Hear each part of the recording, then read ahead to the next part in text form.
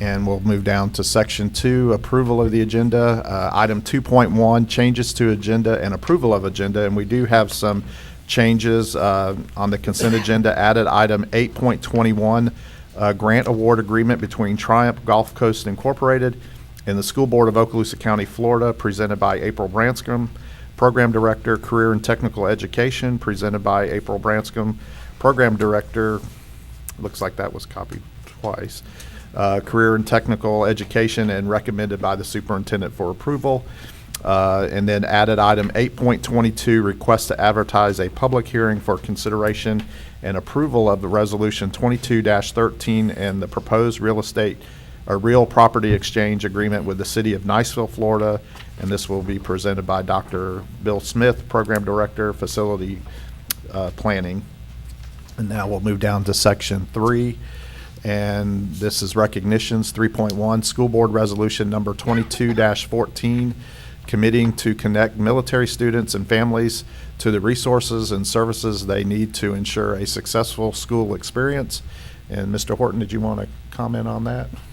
Or you want to wait till Monday night? We'll do it Monday night, but just to say we've got Colonel Allison Black from Eglin and, from Hurlburt Field, Special Operations Commander, and then also Colonel Tassie Davis from the 96 support group.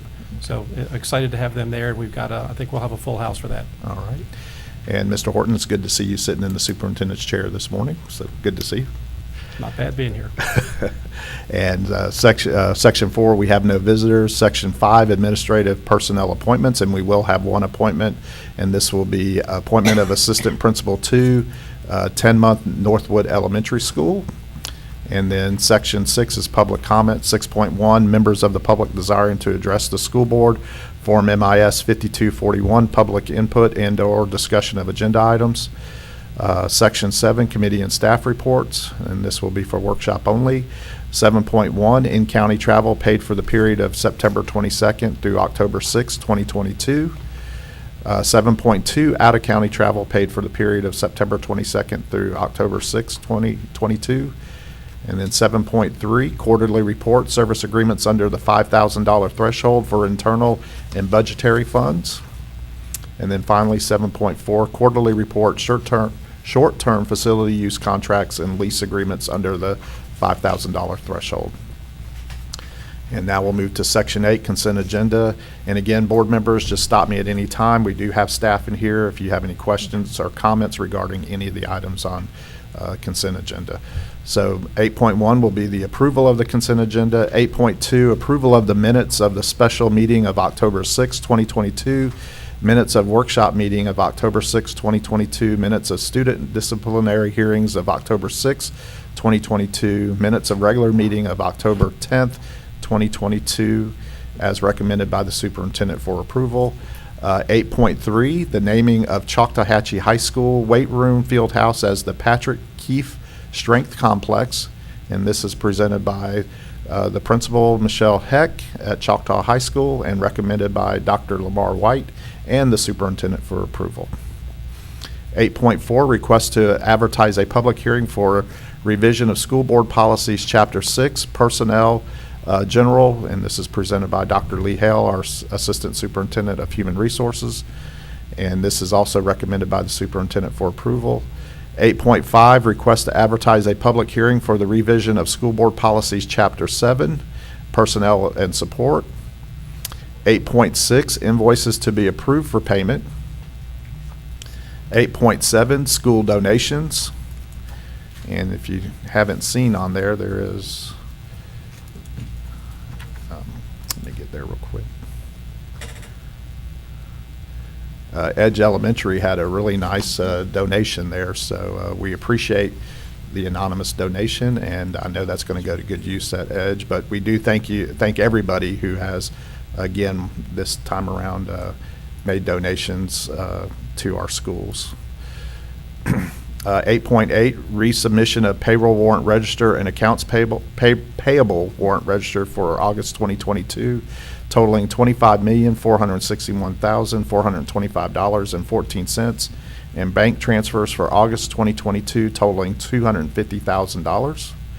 8.9, payroll warrant register and accounts payable warrant register for September 2022 totaling $61,312,935.37, and bank transfers for September 2022 totaling $275,000. 8.10, tag on bid, annual purchase agreement for indefinite quantity environmental contracting services. 8.11, tag on bid purchase over $25,000, Daktronics.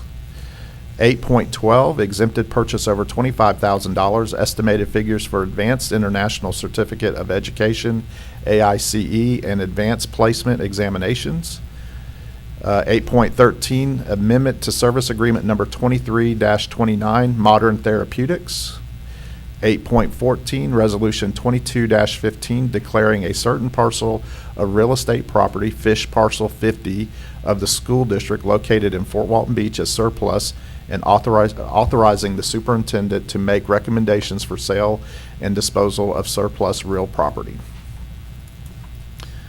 8.15, sale and disposal of surplus property.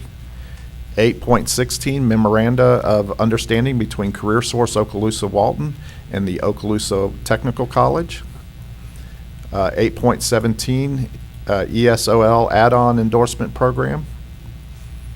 8.18, Florida Department of Education project application for the 2022 through 2023 American Rescue Plan, ARP, and Elementary and Secondary Emergency Relief Fund, ESSER, Intensive After School and Weekend Academies Grant. 8.19, allocation of 3.75 hour teacher on special assignment, 12-month position. 8.20, allocation of specialist, digital media communications, acting as public information officer, 12-month position. 8.21, grant award agreement between Triumph Gulf Coast Incorporated and the School Board of Okaloosa County, Florida. And then 8.22, request to advertise a public hearing for the consideration and approval of Resolution 22-13 and the proposed real property exchange agreement with the City of Niceville, Florida. And now we'll move down to human resources recommendations. 9.1, employees on administrative leave. 9.2, deferred retirement option program. 9.3, department restructure. 9.4, employment separations. 9.5, personnel recommendations. 9.6, employee transfers. 9.7, employee termination. 9.8, out-of-field report for the 2022 through 2023 school year.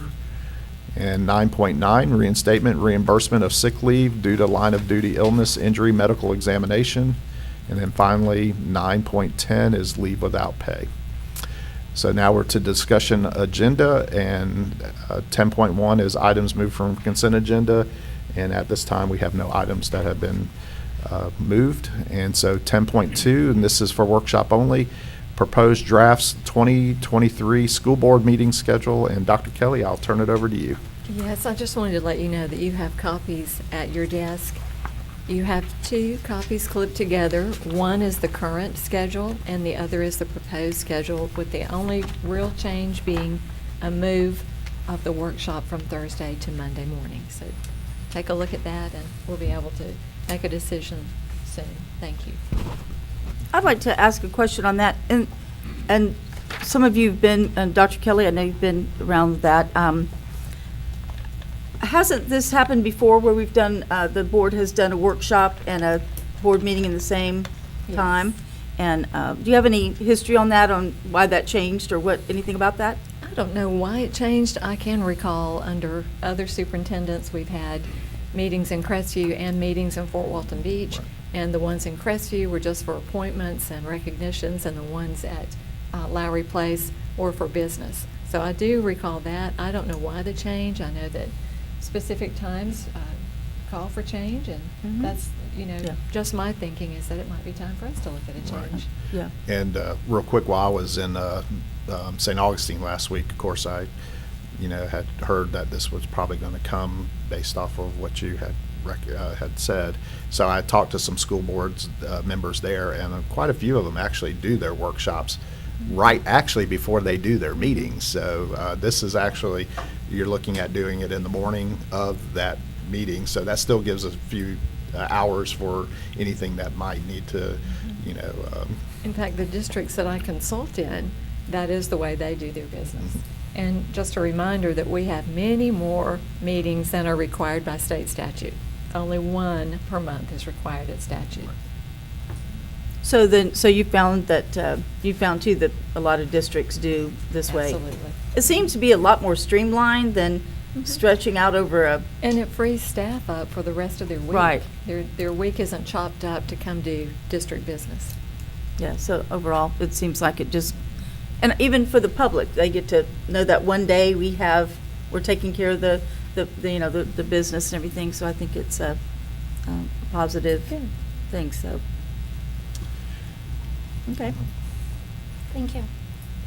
Thank you for your work on that, and you're right, this is something that will come before us. I'd like to thank Ms. Crawford, too, for her help in putting these packages together. Mr. Horton, any comments on? The only thing I would say is I think that we've looked at both these from a staff perspective and have no issues with them whatsoever. All right. So thank you. All right. Okay, so now we'll move down to section 11, and I'll just keep it with Dr. Kelly. So, Oh, well, we had our report for this month already, and we will have a thorough one coming up in November. And I just want to point out that we are seeing a lot of ground turned and a lot of progress being made, so you can be very proud of the progress your half-cent sales tax is allowing us to go forward with in this district. Thank you. thank you. All right, so we will have some action items on Monday night. So 11.2, authorization for professional services from Faithful and Gold for price validation for program number 6, task order number 27, Bruner Middle School chilled water piping HVAC project. 11.3, authorization for professional services from Faithful and Gold for price validation for program number 6, task order number 28, district-wide Phase 2 security upgrades.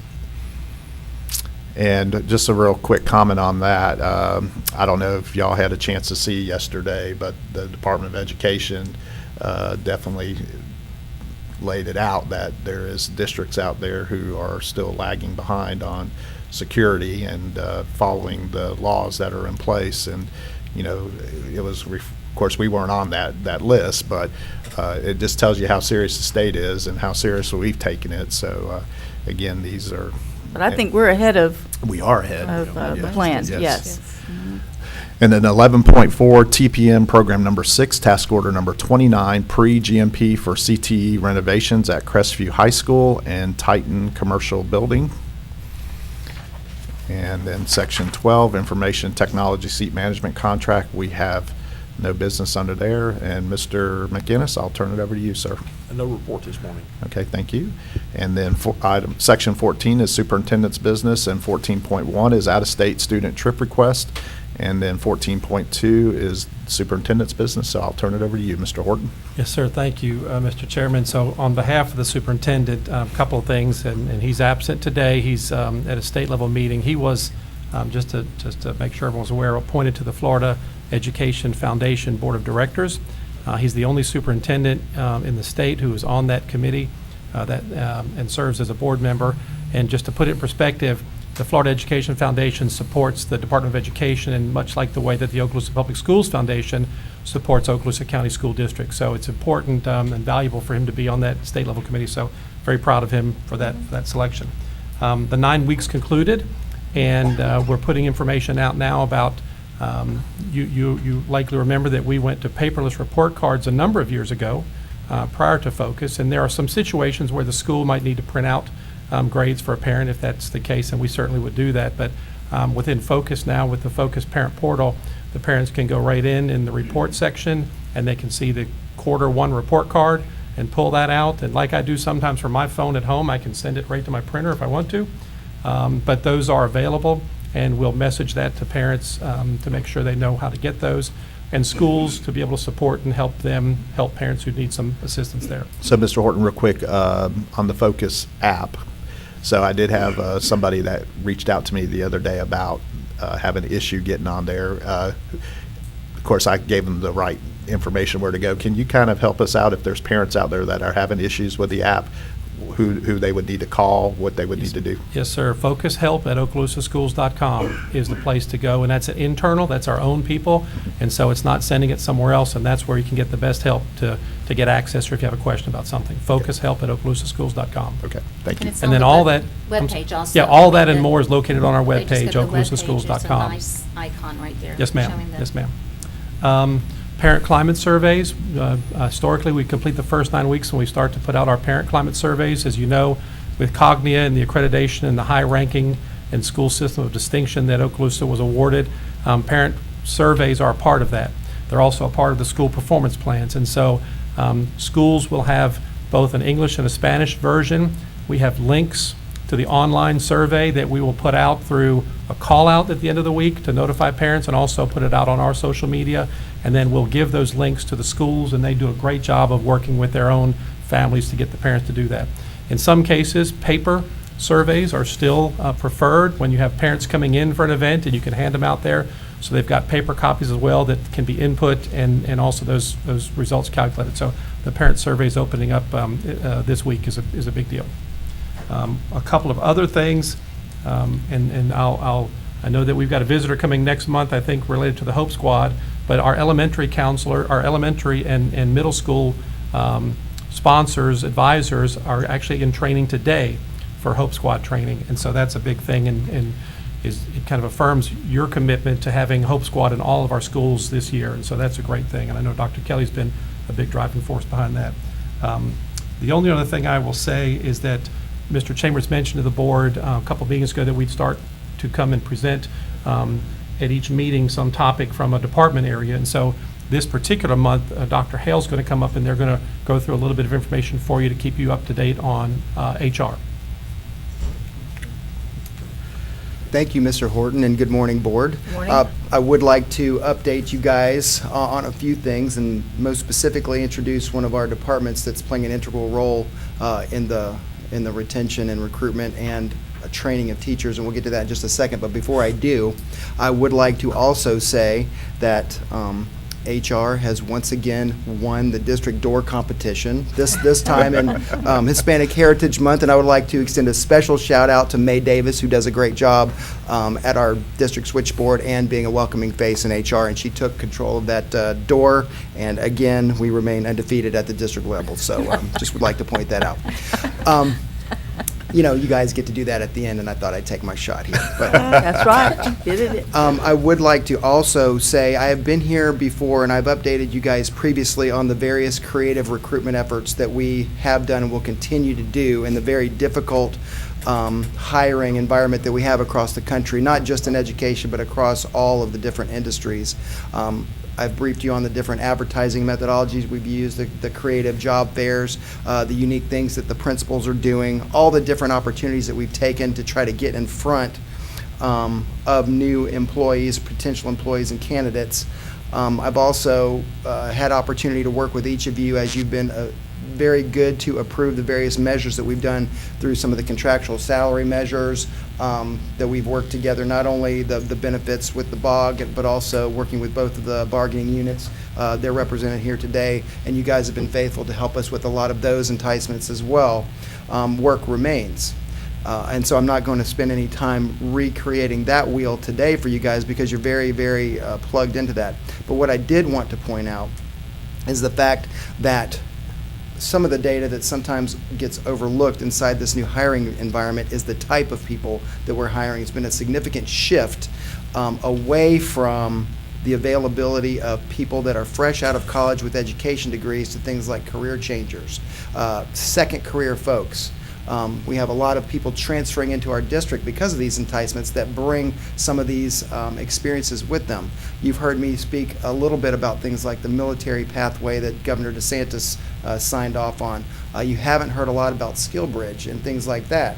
But all of this flows right through a very, very important department because not only do we process a lot of these things, we're responsible for training them, for making sure that they get what they need, and also being innovative within that department. They are the professional services department is who I'm talking about right now.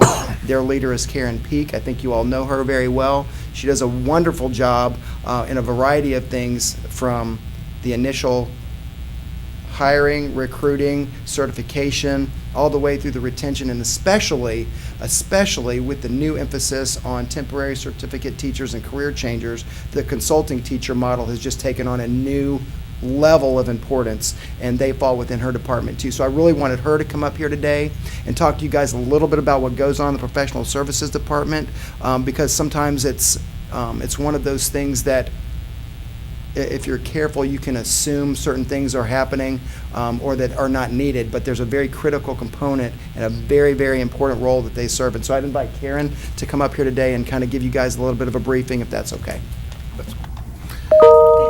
Good morning, Ms. Peak. Good morning. Oh my gosh, thank you so much. Especially to Ms. Ivanchek, because I was watching at the last workshop where she asked some questions. Ms. Lightbourne did a great job of addressing a lot of what we do, but I have to admit I wanted to open the back doors and go, let me tell you a little bit more. Great. So first of all, our department locally here at this campus, there are 5 of us. Lisa Marshall, Terry Baum work right through that wall in the warehouse, so to speak. We've just hired Brittany Hendrickson. She's in one of the cubicles. And Sharon Duran is in that back office that you sometimes see her like a mouse peeking out. She had total hip replacement yesterday. Talked to her this morning. She's already up and at 'em and will be back in a couple of days. Wow. So Wow. we wish her Godspeed. First of all, just like everybody else in the district, our #1 mission is to increase student achievement. That's what we're here for. And we see our purpose as helping the new teacher, the veteran teacher, anyone that holds a certificate and is in a classroom or supporting a classroom, it's having the need to have the high quality instruction model. And that's what we do. That's the beginning and end of everything about professional services. We recognize that we have to work in conjunction with lots of departments. We are dependent upon personnel. Everything starts with the hiring over in the cubicles, and they do a wonderful job getting the applicants able to be hired, and then we pick it up from there.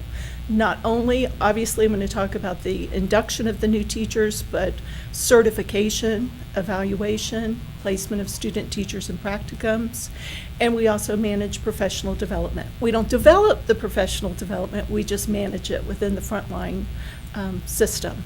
But again, Sharon is the new teacher facilitator. She heads up all of that part, and then we all work together collaboratively to make sure it happens.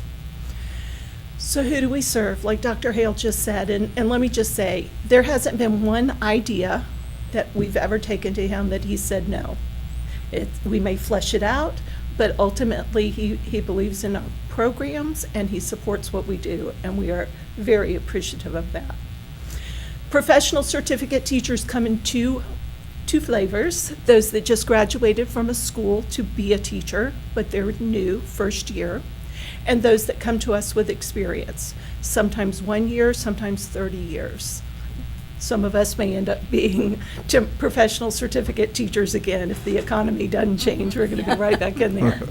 And then we have our temporary certificate teachers, and those are sometimes called career changers. Sometimes they are career changers. Sometimes they've completed a 20 or 30-year career and are now coming back to something they've always wanted to do. Oftentimes, though, they're fresh out of college, and they have a degree in something other than education, and either through parent pressure, we get a lot of teachers' children, quote unquote, coming into our profession and making excellent teachers, right, Mr. Horton? And then we also have people that are still looking for that career. They've tried different things, and this has attracted them for one reason or another. We have licensed professionals, and those are our mental health counselors, our OTs, our PTs, that they're working under a license rather than a district state certificate. And then the district certificate teachers are career and technical, people that are providing that huge need for technical instruction. So they come with an expertise in their particular area of whether it's electronics or whether it's the building trade, and we issue their certificate locally. Okay? The pictures that you see are from new teacher orientation that was held on the 31st of July. We had about 150 new hires there, and we do that every month. So every month, as we bring in new employees, they are provided with the same content and the same orientation, just in a smaller setting. So what do we provide to these people?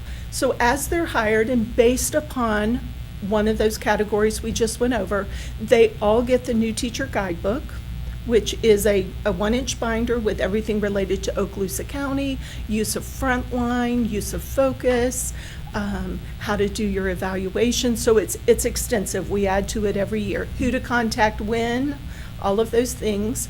Every new employee that is going to be instructional goes to the new teacher orientation.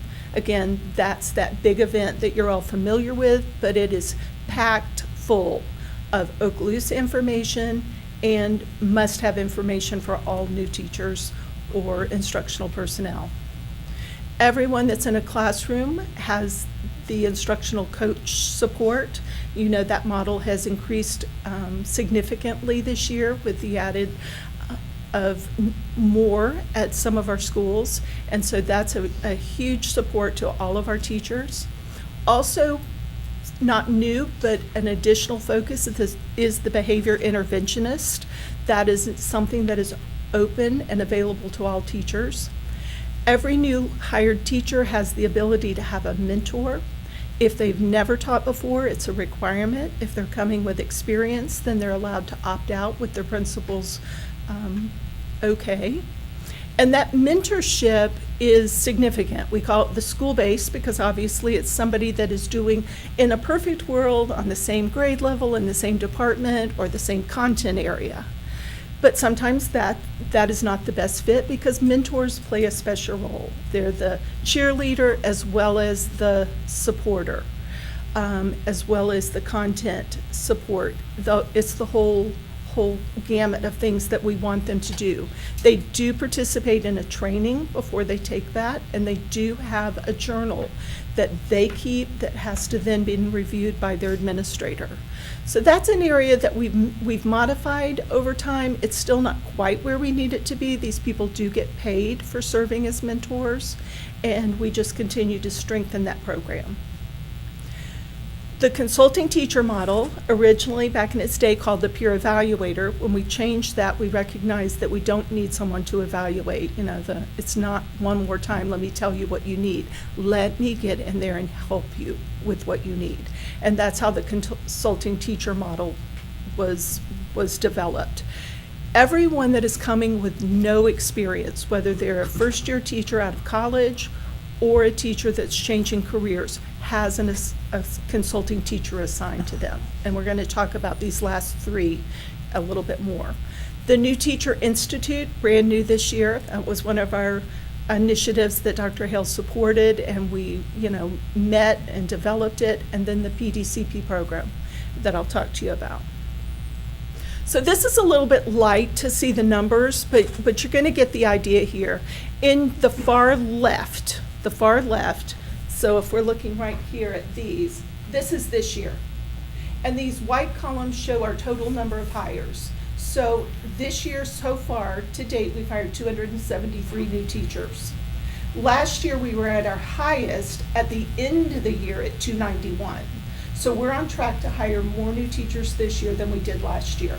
But you can kind of see 291, 236, 240, 258. So this is 5-year trend. If you drop down to the yellow are our teachers that are coming to us with a professional certificate with experience.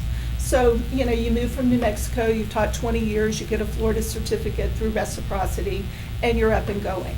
So if you look back 5 years, we were at 134. This year so far, 104. Again, not hugely different. Where you notice some differences, down here the green, not differences, some alarming differences from maybe 10 or 15 years ago. These are the professional certificate teachers that came straight out of college. They went to school to be a teacher, they wanted to be a teacher, they student taught, that's a key element in getting a professional certificate, and now they've been snapped up in any job they want. There is no, they get their choice. So if you look back 5 years ago, we were at 34. We've been at 32, 33, 24. This year so far, we hired 20. And at semester, that will increase. We will probably get about 10 more teachers at semester because we will have that many student teachers graduating. So that stayed somewhat consistent. However, it's alarming. And we don't have the solution. I could pontificate all day long why I think, just like you can. I mean, most of us are career educators. We've seen this trend. But what I do want you to notice is the red one. The red is our career changers / temporary certificate teachers. 5 years ago, there were 83, 74, 85, 129 last year, 117 so far this year. So you can see when you compare that yellow and red, that in the last 2 years, we now have more temporary certificate teachers than everything else combined. And that's changed the face of education. And we're in excellent shape. Don't get me wrong. We have almost all of our positions filled. They hold a certificate, temporary, though it may be. We have an endless supply of new people moving in. So we always, if there's an opening today, I tell the principals, don't worry about it. It's kind of like fishes and loaves. Just put it out there. There's always somebody moving in. We just have to cultivate them. But then the next part of it is we have to keep them. And in order to keep them, they have to feel job satisfaction. They have to feel like they are doing something successfully. And that's a rough road in the beginning. We all know how rough it was even when you came with some experience or student teaching. So with this in mind, here are some of the changes, additions, modifications we've made. First of all, the superintendent supported an increase in the number of consulting teachers. We've had as many as 6, we've had as few as 4. Last year there were only 4 serving that number. This year we're at 7. And so you can see our consulting teachers. This was during orientation. The consulting teacher model requires that they have an expert knowledge of the Danielson rubric. So that's where it starts. Danielson, and all of you know about the evaluation system, but you have to always go back to the fact that it is research-based. It is based on hundreds and hundreds of observations of teachers and recognizing what they do that impacts student learning. And by recognizing them and putting it into words, that is a beginning phase for us to be able to tell someone who has no experience in education, this is what you're working for. These yield high impact. This will matter if you can do these things. But all of those things are somewhat foreign to them. It's a different language. So then we have to, the next step is, we've recognized that you have these needs. How do we provide that instruction to you? We then become like the University of Okaloosa County. These 7 people are your professors, and they, through tough love sometimes, go into the classroom, they demonstrate. That's just what you would think. In a high school, let me do it first period, you try it second period, I'll do it third, a demonstration, same thing in an elementary or kindergarten. They go and co-observe. Sometimes it's with the instructional coaches, sometimes it's with their mentor. We do not ever want a brand new teacher to go observe by themselves. They don't know what they don't know, so they don't see those little intricacies that happen in a magical classroom. So we go and co-observe and we debrief, we point out, we try. They co-teach, 2 people, standing side by side. That allows that new teacher the ability to teach, but then that experienced consulting teacher to, oh, Miss So-and-so, did you see the tie-in that so-and-so? Or to call on students that may be on the outskirts of the classroom that teacher isn't focusing on. There's one in between that we kind of call whisper teaching. It's the neatest thing to watch.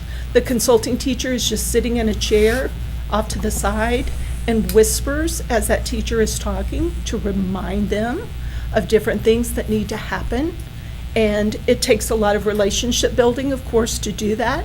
Amazingly, students aren't the least bit bothered by it. They don't even hear it, see it. And that is one of the most effective things that I've seen the consulting teachers do. And then side-by-side teaching actually is, it isn't what it sounds like. It's, I will say it and you mimic what I do. It's almost like a repetition. And that one is not used as much. But in addition to them going into the classrooms and doing this extensive work along with the teacher, not to the teacher, but along with the teacher, they also work in partnership with our instructional coaches and our behavior interventionists. It's really important that this new teacher recognize when a behavior by a student is significant or when it's their lack of experience. And so we really enjoy working and see the need of the behavior interventionist and the instructional coach who brings all of that content knowledge to the forefront. So it's a three-legged stool between those three areas, three departments, in fact. And then finally, they work collaboratively with the administrator and the mentor.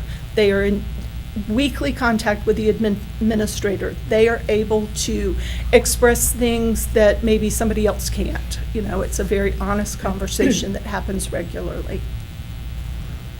Any questions about the consulting teacher model? The New Teacher Institute, brand new this year. It is funded through our department, but again, with the support of the board and Mr. Chambers and Dr. Hale, we have now started 2 days prior to a new teacher starting that has no experience, or in some cases within the month. We offer this every single month. They only come the 2 days, but it's an extensive look at classroom environment, domain 1, all of the things that go into how do you set up a classroom management system? How does meeting students at the door change the whole dynamics of that classroom? How does the organization of your classroom set you up for failure or success? Things that we wouldn't expect someone that had not student taught and gone through those core classes to know. So we spend a whole day on that. We use Todd Whitaker's book, My First Day. It's a little book, but it is just spot on. They get copies of it, and then the consulting teachers constantly reference it. Let's look at page 14. What does research say? Let's try this. And then day 2 gets into the planning, understanding even what pedagogy is, just the importance of knowing your students, reading the IEPs, knowing if they are on a 504, setting those outcomes, and then developing coherent instruction. Pacing is a big learning. We can all write that great lesson plan, and then if it doesn't move, then we don't hold students' attention, then we get the misbehaviors, and it all just rolls into one. So we are very fortunate to be able to offer these two things together before they start or immediately after they start. In day 1, we also spend a lot of time talking about, because they are temp cert teachers, their requirements. And that brings us to our second new program, which is called the PDCP program, Professional Development Certification.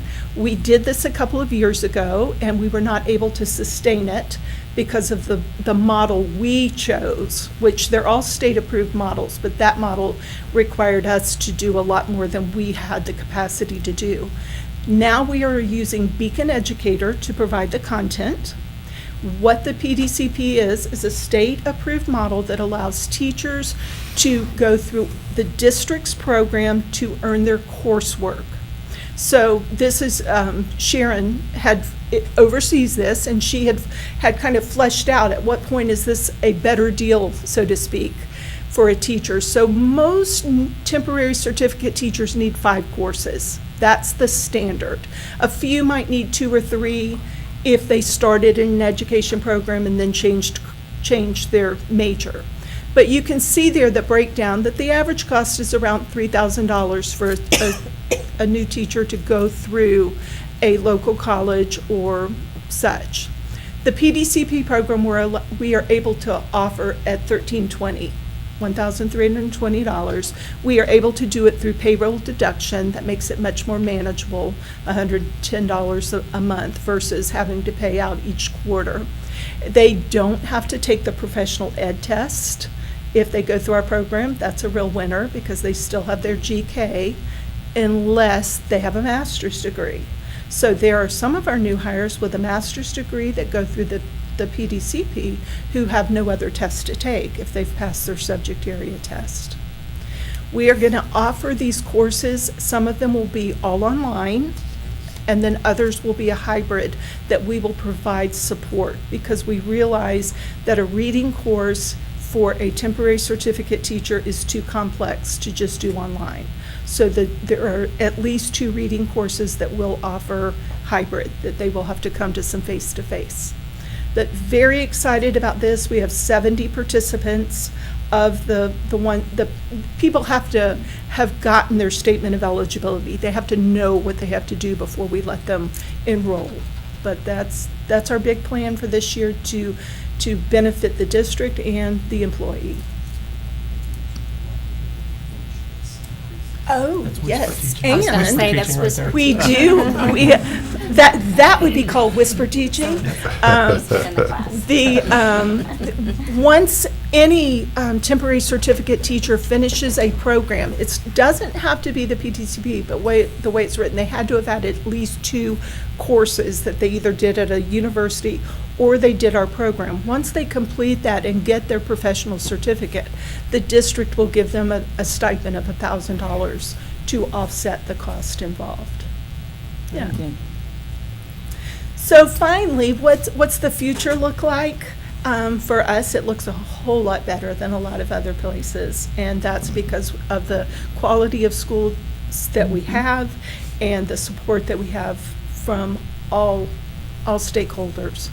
The student teaching numbers continue, as I said. We right now have, I think, 13 student teachers, 7 of them from our local college and 3 or 4 from UWF, and then a few from assorted others. We get a lot of students from Western Governors, Grand Canyon, Phoenix, Liberty.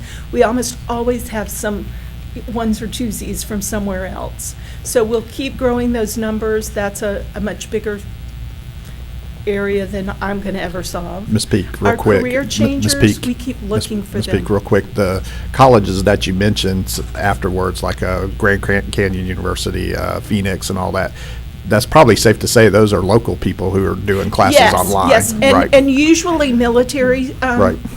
spouses that have moved around, and so it's an all-online program, all of those are. Right. And UWF has an all-online elementary ed program now, I think, yes. And our career changers, we get those from all over the place.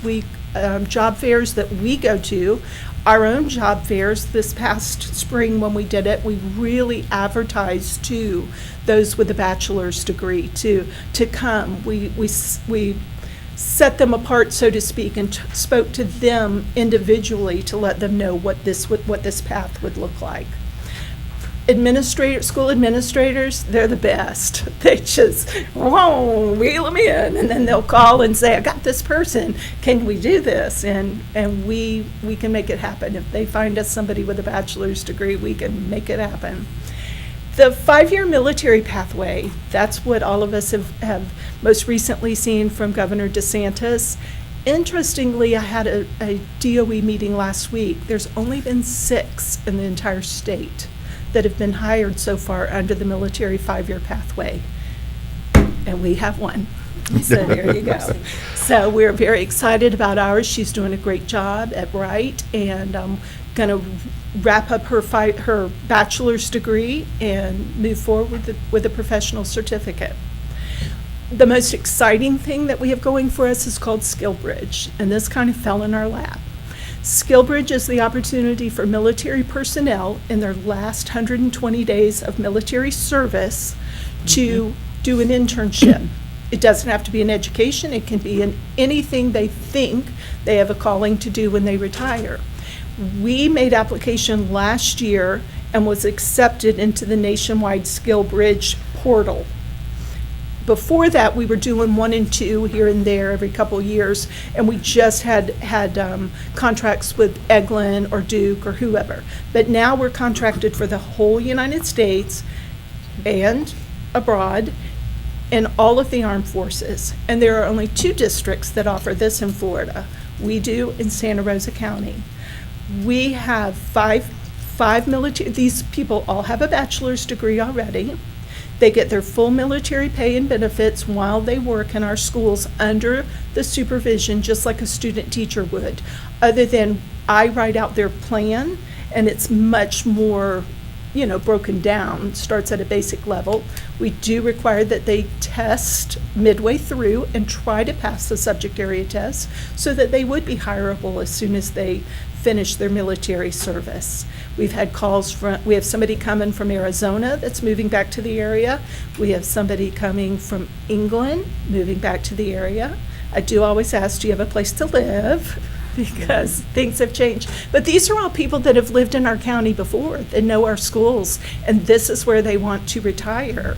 So this is what I'm really excited about watching, to see how this impacts us. If we can get 5, 10, 15, 20 of these people a year, that's solving a lot of our problems.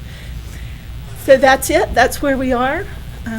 Glad to be here and keep doing the work. Well, first of all, I want to thank you for this information. Can we get this PowerPoint Sure. sent to us, please? Okay. And also, I can't imagine your job and how much it's changed. And of course, Karen, you and I have known each other for a long time, and you're a former classroom educator. And all these different things, it's like you're spinning plates on different things. So I want to thank you and Ms. Duran and your a whole staff for doing all these things, because things certainly have changed in all the years and coming back. And one thing I wanted to ask you is, how do you get feedback from the career changers and others into what it is that's most challenging? Is it classroom management? Is it pacing? How do you kind of know that? How do you get that information? Well, we have a lot of anecdotal records that the consulting teachers keep, because one of the things they do is when they do what's called a formative observation, where they go in and do that full observation. It isn't used for evaluative purposes. It's used to prescribe what's next. And those reports come to me, and they're put on what's called a continuum. Do you need to start with classroom management, or have you got that down pat and we can move you through the continuum for something else? Getting data from the individual has proved a bit more difficult. They, as all of us are, hesitant to provide true feelings. So that is something that even when we've done surveys that are anonymous, we don't feel like we get the kind of data that we need there. But that's a good question. Yeah, and also on getting teachers into the profession, I know you said you were getting some from West Florida, some from Northwest Florida State, and then others. Do you have an articulation with them where you speak with them about why they're saying they're not getting students into those programs? Do you have a sense for that? Well, I'm on the committee, the professional committee for UWF and Northwest Florida, and I think it's just nobody knows. I mean, I think we all could sit here and list various reasons. I think we talked about it last night, but it's nothing that we've been able to isolate to change. It's a systematic thing that education, it's just a much bigger conundrum than we can handle. But to answer your question, we talk about it. Yeah. We have no solutions. They have no solutions. Well, yeah. Well, I think one thing is that educators have typically been kind of humble. They don't really toot their own horns about their profession, and maybe it's time that we cheer on, education as a profession. And there's been a little bit of negative over the last few years of, don't want to be a teacher, I wouldn't want my kid a teacher, but maybe we need to turn that corner. But that's a whole nother commentary. I'm sorry to get off on that, but I appreciate, again, what you're doing, and this is fabulous. And I think that these things are going to really make a difference as we move forward, so I appreciate it. Thank you. Well, I just want to say, we go way back from. Way back there. And. How way back do you go? Way back. Oh, yeah. But at that time, and it's so exciting to sit here and watch you now, because way back when, I could see you as a leader within the school. I mean, the teachers went to you at all grade levels, your passion. And to see that leadership, that passion, go from that one school for the entire district is so exciting to see. Well, thank you. It's been enjoyable, but it's coming to an end. That kind of crossed my mind too, as I see a couple of people that I know are going out Yes. in the next few years. I know we've got some coming up. The year. This is 39. And, yeah. Well, That does. Yeah. Well, you're lucky that that's not a board vote, because you might have to lose that. Yeah. Well, I know Mr. Bryan and his group are going to work hard on trying to keep allowing people not to sit out that year and maybe come back, but maybe one day. Yep. But you mentioned earlier how important it is for our new employees, the teachers that are coming in, to provide that support. Yeah. It's going to make them or break them.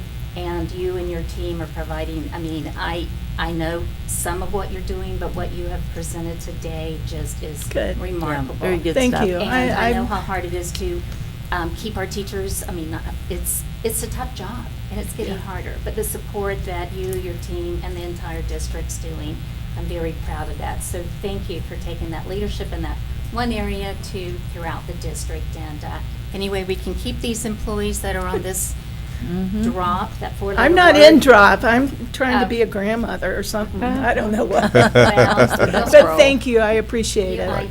thank you, what you're providing our new employees. I just wanted to add that for people watching, the struggle is not just in Okaloosa County. We are, as you said, above the curve as compared to our other districts as far as employment of teachers, and that is a struggle nationwide. So again, thank you for the efforts, and Dr. Hale, the efforts for recruitment and retention of our best educators. Thank you. And just to add that these are some innovative programs that you and your team have created, and very grateful for that. Very much a team effort. It makes a I mean, difference. Right. all five of us just constantly thinking. We're always spinning. Yeah. Yeah. Right. Not like the old days where the universities had schools and colleges of education filled with employees, Yeah, potential employees exactly. that we could draw from. So these innovative ideas are really good, really helpful. Thank you. Thank you. I Couple of you suspect could- they'll be replicated by some others. Well, I was going to say, a couple of you could get together and put something together and take it out on the road, do a show, get your Well, I think we have license to copyright. do. Yeah, we're not. No, that is not. That is not the retirement plan.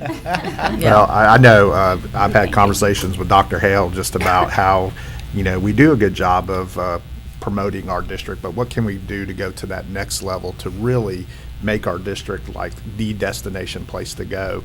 And, Ms. Savanchek asked the question I was going to ask, but going back to the responses that we get back from, even on Anonymous, I really, truly wish our employees that go through this program would give us honest feedback, because the only way this program can be successful is through honest feedback. And, every week or every meeting we do see a list of people who leave, and a lot of it's personal, so, or they found employment outside of education. And, it would be nice, those teachers that are going through this first year program, please give us that honest feedback, because that's the only way we're going to be able to grow and help them be successful, so we're not getting that turnover. And I know that Dr. Hale's staff, they've looked and made changes to the exit survey so that we do get some more information. Yeah. But I also tell the consulting teachers, because their hearts are right there, that when somebody leaves or is let go, they take it very hard. And I have to remind them that this is hard. It's hard work. And if we've obviously got people that have come in thinking it's what it was when they were in school or what they envision it to be. And so it's okay to have that attrition, early on in that first year. Where we don't want it is in the third, the fourth, the eighth, where data shows us that we do nationwide have a huge turnover. We don't have the career educators. And that's what we want to instill, that this is a career. This is a passion that we want you to enjoy so much that you will stay for your whole career. Well, it's not for everyone, No, it's not. and so you're right. you Not know, for that- the faint of heart. Yeah, And yeah, it's It's just, not getting easier either. It's, yeah. it's very rewarding. Yep, it Extremely is. rewarding. Yep. Thank you, Karen. Thank you. Thank you, nice job. And are you still on? No, ma'am. Well, Well- I didn't know if Dr. Hale had anything Oh, else. I'm sorry. Well, no, I certainly have nothing to follow up her presentation. It was extensive, other than to say that you guys hit the nail on the head.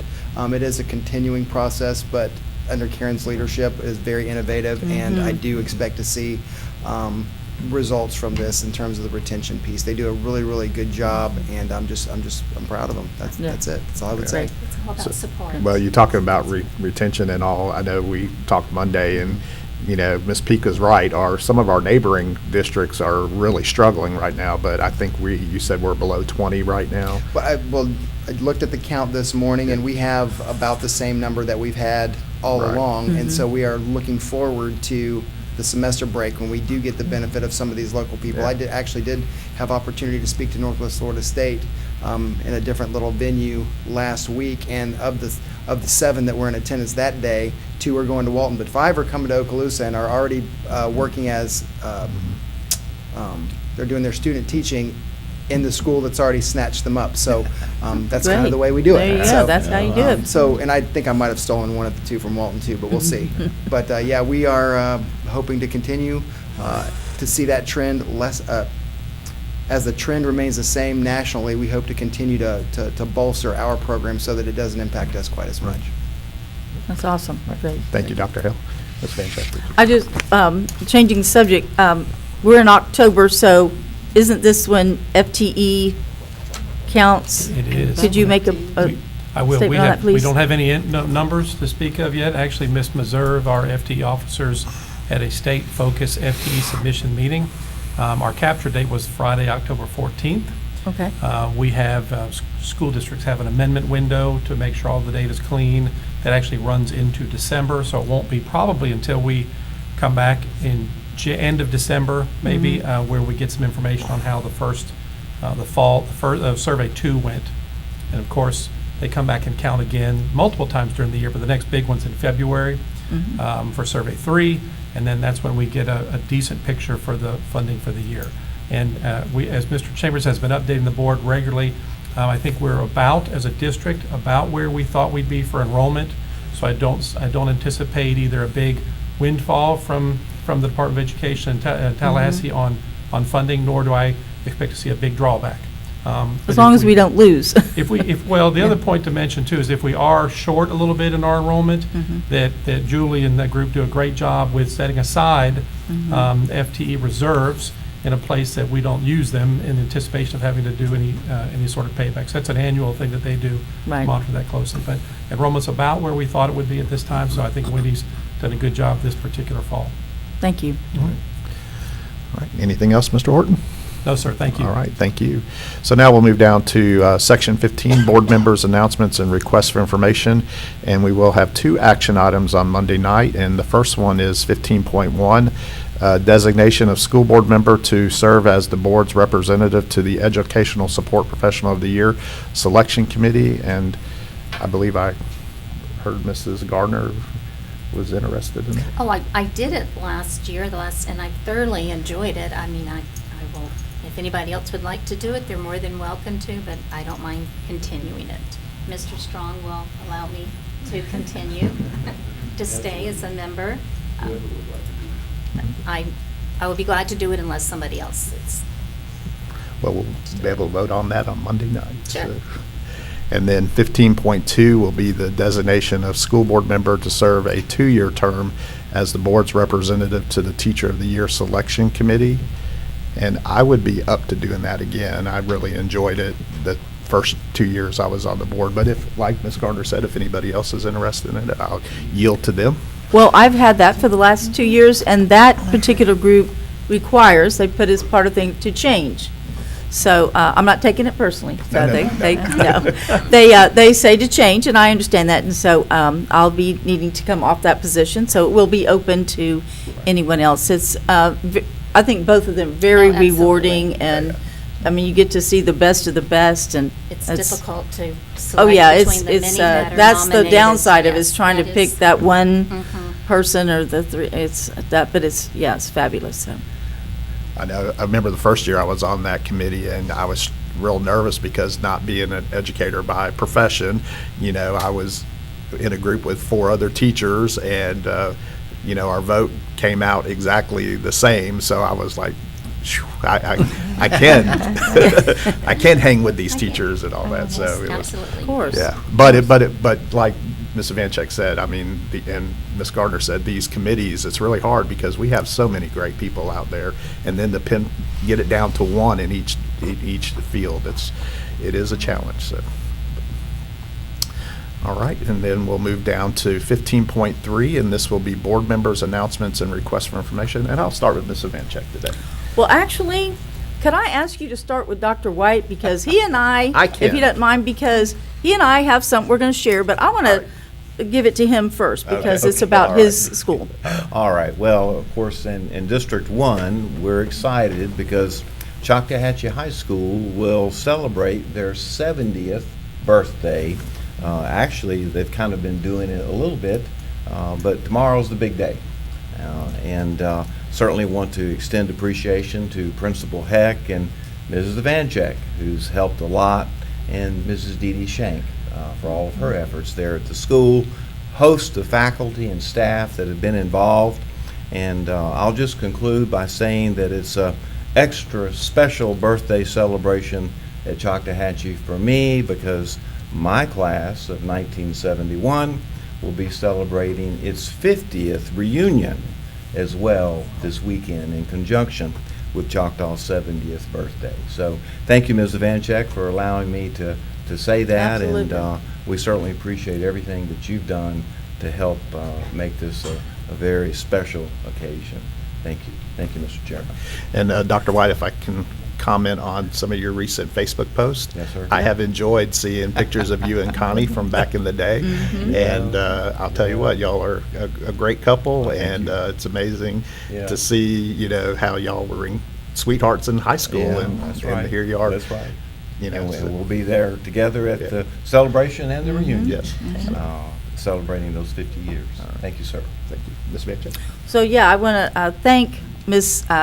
Heck and of course Ms. Shank, and I am grateful that they reached out to me and they asked me would I help coordinate alumni events, and being an alum, and so was Dr. Hale and everything, and so and also former faculty and staff. So I appreciate them allowing me a piece of it. As you can imagine, trying to conduct school and plan something like this is a lot of moving parts, but they've done a fabulous job, and I just kind of do what they need me to do. And tomorrow I'll get the honor of introducing Dr. White at a reception that we're going to have after the pep rally. So as everybody gets to see that he is their school board member, and so he and I work well together as a team for Choctaw. And so it's going to be exciting. Lots of different events, just all day long, just continuous, and lots of recognition of some people coming back, and of course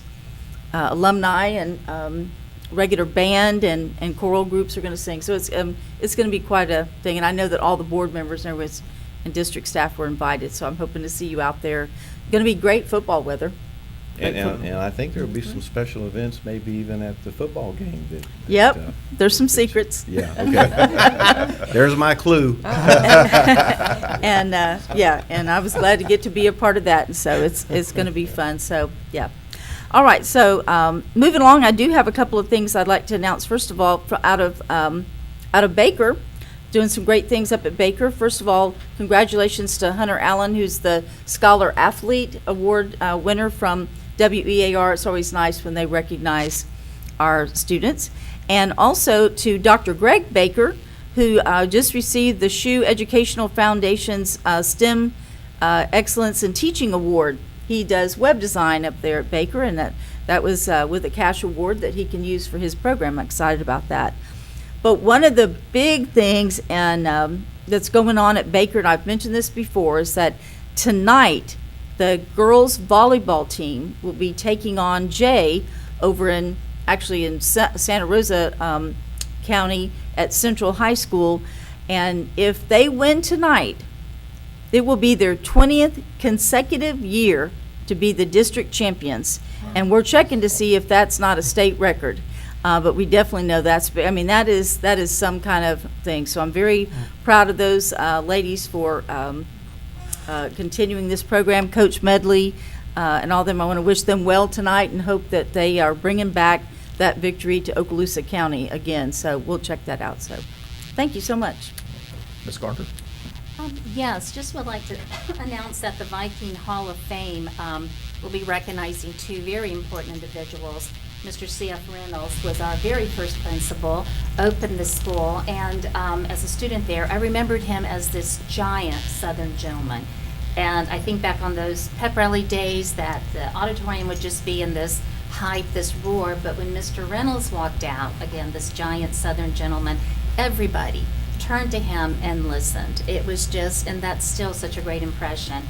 And I can say it because it's on Facebook. He's in the hospital right now. We send thoughts and prayers to Mr. Reynolds. Hopefully he'll be there tomorrow. I'm not sure, but we do send our thoughts and prayers with him. He is just an outstanding man, and he's had so many the excellence that's in Fort Walton Beach High School. And Ernest Hepson was the very first band director. Mm-hmm. And the excellence that, I keep using the word excellence, but it is, Mm-hmm. what he established in the band program there, Absolutely. we still continue to see that to this day. And I'm not mistaken, but we've only had 2 band directors at Fort Walton Beach High School? We actually, the third, Mr. Fields is the third. He's just been there for, But if you so it's think been, 50 plus 2, 3 years, and you've only had 3, that says a lot for Yes, the program and the absolutely. support. So, but that will take place tomorrow night, October the 21st for homecoming. And we do thank those 2 individuals, Mr. Reynolds and Mr. Hepson, for what they did establishing and Terrific setting that. educators. Terrific. And again, I just remember both of those individuals really did stand out as leaders, educators during that time. Speaking of the band and excellence, the Viking Band performed at the Bands of America in North Carolina, the regional. They were able to move on to the final round where they performed twice. They placed 8th out of the many, many bands that were there, and we're so proud of them. And I'm sure all of you know that our band students and the parents put many, many hours, a lot of hard work, a lot of dedication for those programs to be the outstanding programs that they are. The girls, Fort Walton Beach, again, girls took first place in the district. Our girls throughout the Yeah, district those are doing girls are really, doing really it. well. Alicia O'Grady took first overall, and the boys were runners-up, so congratulations to those. Moving to Silver Sands, they're having their annual Scarecrow Vendor Fall Festival. It's on the last weekend of October, which is the 29th. It's from 8 till 2. There will be a variety of vendors, crafts, food truck. I attended last year. It was a fun time, and it sounds like it's going to be even bigger this time. They'll have bouncy houses for the kids. No, Mr. Bryant, you can't go to the bouncy, or Mr. Well, I know that will upset, but no bouncy houses for you both. But they'll have fall crafts for the younger students also. And also the School to Work students have been working on crafts, Christmas crafts. So come out. It's a nice day. Great food vendor trucks, and come out and support the school and all the hard work that they're putting together to make this successful. Can't say that. And this week is Bus Safety, National School Bus Safety Week. And I'd just like to extend a thank you, huge thank you to our bus drivers and those individuals on the bus that are assisting our students. They start out early morning picking up these students. They're late afternoon, evenings delivering these students safely to school and then again back home. They also, after hours, they're doing field trips and different events supporting the students in Okaloosa County. And somewhere I was reading that the school bus is one of the safest means of transportation on the road.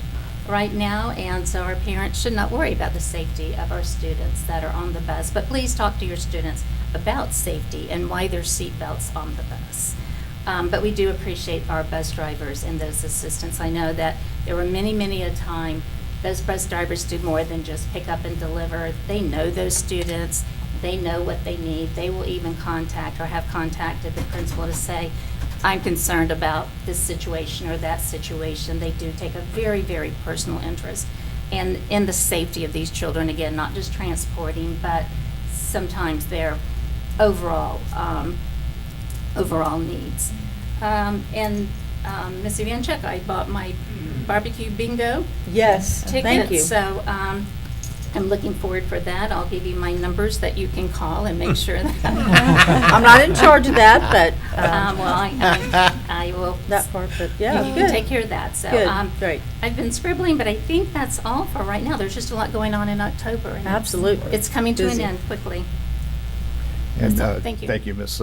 Garner. And I know when we were at the Fort Walton Beach graduation, Mr. Reynolds, I actually had the pleasure of meeting him. And you're right, he, talked. Exactly. And I just, those impressions that we don't realize sometime until after the fact, that as a teacher, as an employee, the impression that you make on students. And I mean, it's been a few years since I've been in high school, but I Right. still remember both of those individuals. Yeah. But the biggest thing that stands out is it didn't matter if it was a pep rally, something going on in the auditorium. When Mr. Reynolds came in, everybody turned Yeah. and showed the respect, and he gained it just by his presence and his demeanor, and he's just fine, both He- individuals, He was. fine individuals. I know we Yes. had a great conversation with him, just catching up Yeah, on. and he still stays active Yep. with the school, and again, we wish him speedy recovery Yes. right now.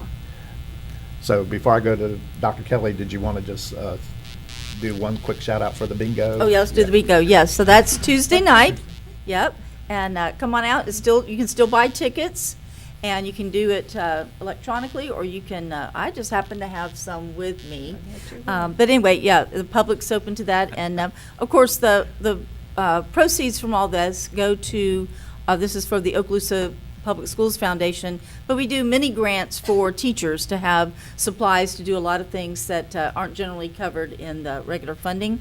And so, but it's just a fun time. It's at the Clubhouse Grill, formerly known as Two Trees, there on Lewis Turner Boulevard. So lots of good parking, easy to get in and out of. Starts about 5 o'clock with social time, and then we're going to start eating and then have bingo. So come on out and join us. It's going to be fun, and I'm gonna have to see if I win or you win on that bingo. There we go. We Yeah. might split this, but Yeah. if anybody wants to purchase a ticket, Yep. it's better to purchase through Missy Vancheck, because online you have to pay the service charge. Right, yeah. Mhm. So, or they can she's just got call those. the, the public schools. Okaloosa Public Schools Foundation website, Okaloosa Public Schools Yeah, Foundation. then they They've can got go links there. right there to contact. And then call, or they can Debbie Tate. call, yeah, and get a ticket. fun Great. times. Yep, thank Good you. food, fun Yeah, times. it is. Right, and Dr. Kelly. Okay. Well, I'll give a few today and a few Monday night. Okay. So I see that Eric Mitchell has stepped out, but I just wanted to welcome him back. I know he had some surgery and he's looking good, so we're glad he's back. Mhm. And I wanted to remind people that Northwest Florida State's dual enrollment registration for spring starts November the 7th.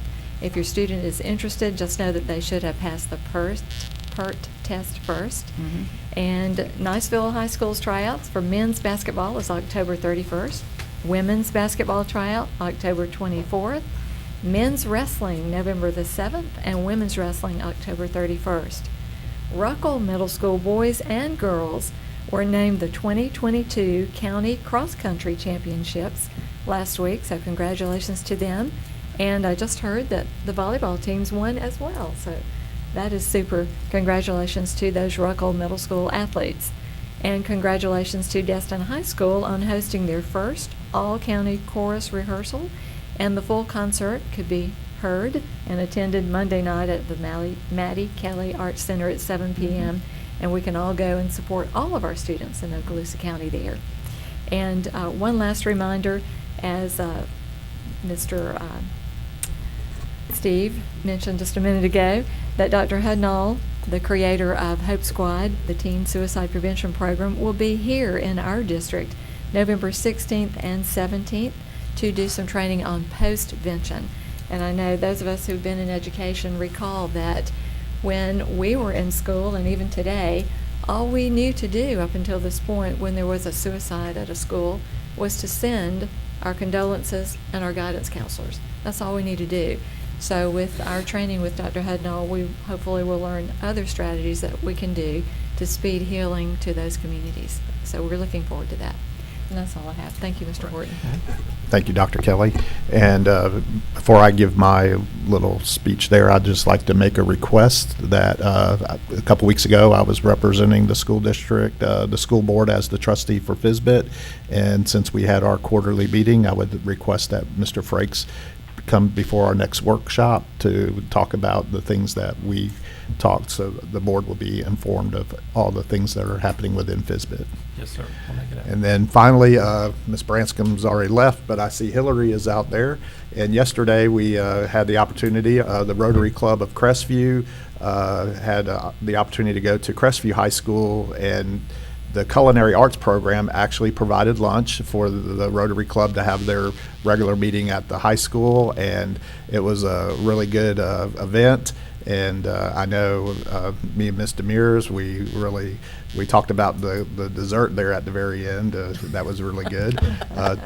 They knew that people like me who are trying to watch what I eat, they gave us a little bitty portion, and when I went to go back and get another piece, it was already gone. So Was that bread pudding? it was I saw- pumpkin cheesecake, actually. Delicious. And Ms. I'm gonna eat a Rushmeyer, little did you bit of get that. any? Did they have any leftovers? No leftovers? Wow. And but Chef Tingle has done an awesome job of continuing a program that Miss Knight actually started years ago, and it's great to see the program flourishing.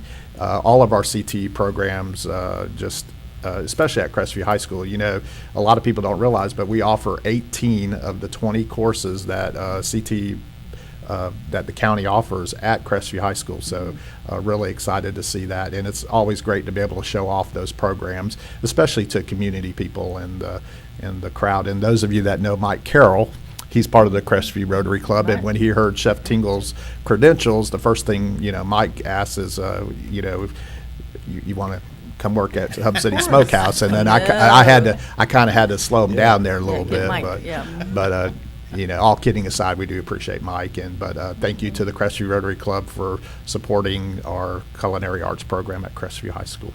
You know, in your position as chair of this board, it seems to me that you could get us some of that pumpkin cheesecake on in here.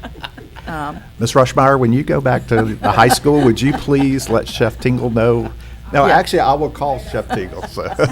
Seems like you have a, And that was a very nice write-out, shout-out. Yeah. Nice job. I saw that this morning, what you posted. Yeah. Well, and Hillary did the pictures of the close-ups on the food. I said, you know, I asked her, I said, you need to get like a good close-up on there so you can like smell it through the post there and all that. So. way to go, Hillary. And she did a good job, too. I know so. she did. All right, so Section 16 is the 2-minute version of public comment, and we do have some public hearing on Monday night. So 17.1 is the public hearing for adoption of revised School Board Policy 02-17 purchasing procedures, and 17.2 is the public hearing for adoption of a new job description for foreman, and this is the fire safety. And with that, we'll go around the room. Mr. Butler?